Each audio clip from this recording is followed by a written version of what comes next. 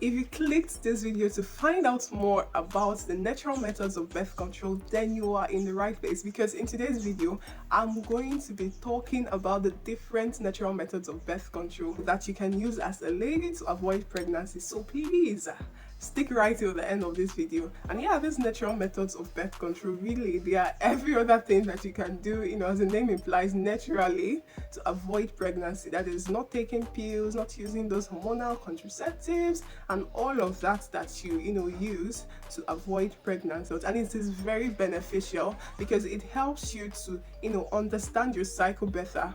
Like, it helps you to gain confidence as a lady, because now you are able to tell the certain changes that occurs in your body every month, and you are able to interpret what these changes mean. So yeah, using this method, it is not very reliable, and yeah, using this, you actually need to do it consistently. You need to adhere to it strictly. And the first thing I'll be talking about today is the calendar method, also known as the rhythm method. So this method basically involves tracking your menstrual cycle by using a calendar. That is why it is called the calendar method.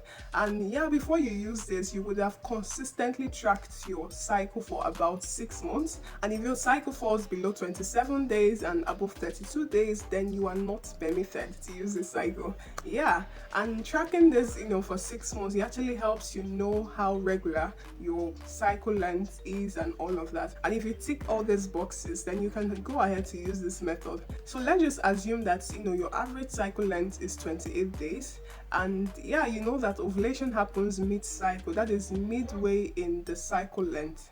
And yeah, you should know that this ovulation will happen on the 14th day.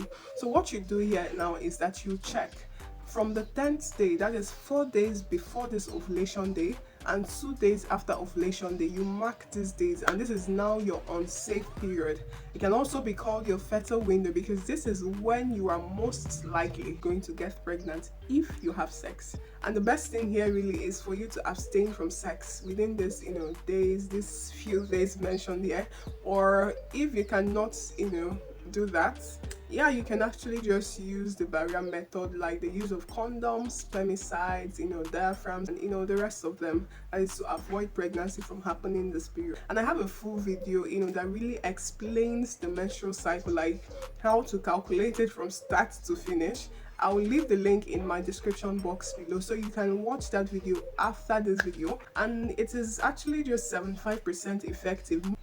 So that is something to note right there. And the second natural method of birth control here is the cervical mucus method. If you're very observant, you would notice that at different points in time of the month, of each month really, that you have cervical mucus discharge, and that at certain points in time of each month, you would notice that the consistency changes. And yeah, it can actually change from what you used to know, to an egg-like, transparent, slimy discharge and all that. And this tells you that you are in your ovulation period, or you can call it your fertile window, or the unsafe period. That is when you are at the highest risk of getting pregnant.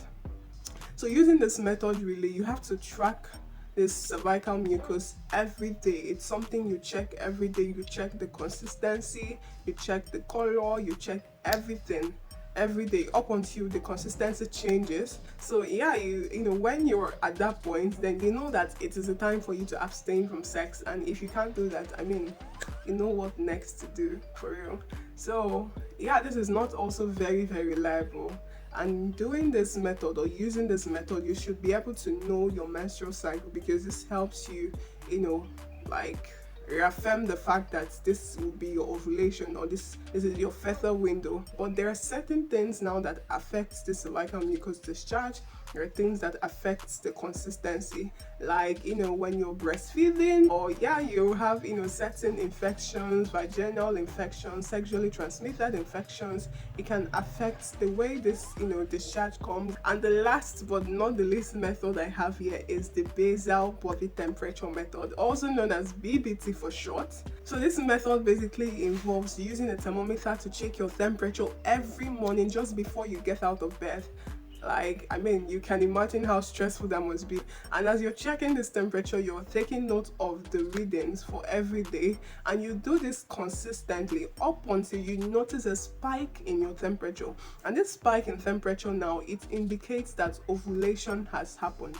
So the idea here, the physiological, backup for this is that, yeah, when you ovulate, there is an increase in progesterone hormone levels, and this increase in the progesterone, it actually causes a spike in your bodily temperature, and that is what you detect in this, thermometer reading or this temperature reading.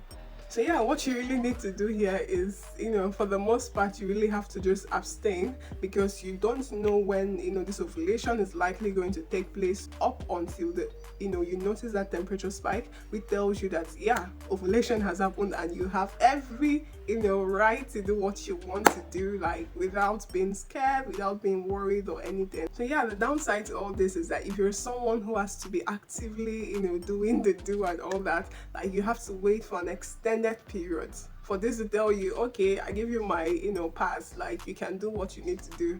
So yeah, you should also have a knowledge of your menstrual cycle, because it can also just tell you that this is your ovulation period, this is that, so that you really know what you're doing. And yeah, there are certain physical symptoms of ovulation that you actually notice around your fertile window. So you can notice, breast tenderness, increased sexual urge, pain in the lower part of your abdomen, either the right side or the left side. You may also notice ovulation spotting, and I have a detailed video talking about this ovulation spot. So if you're someone who spots, that is light discharge of blood during your ovulation, then you should do well to watch this video, because it's going to tell you a lot. I will leave the link in my description box below, so you check it out after this video. So these are some of those things that would actually reaffirm that, that fact that you're in your fertile window. So yeah, I really hope this video made sense to you. I hope you actually found it helpful.